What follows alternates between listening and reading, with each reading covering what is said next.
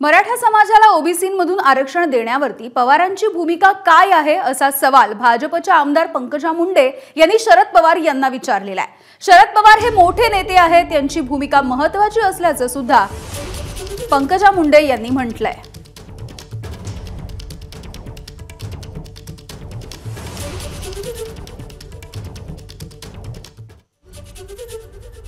या जे आता राज्यामध्ये चाललंय या विषयांवर भूमिका काय आहे पक्षांची हे त्यांनी पण मांडलं पाहिजे ना, की त्यांना हे सर्व मान्य आहे का, त्यांच्या आरक्षणाच्या बाबतीतल्या भूमिका काय आहे हे त्यांनी मांडलं पाहिजे। त्यांनी इतिहासात जे मांडले त्यासारखंच मांडलं तर स्वागत होईल, आणि जे पूर्वी मांडले त्याच्यापेक्षा वेगळं मांडलं तर त्याच्यावर नक्कीच लोक रिॲक्ट करतील।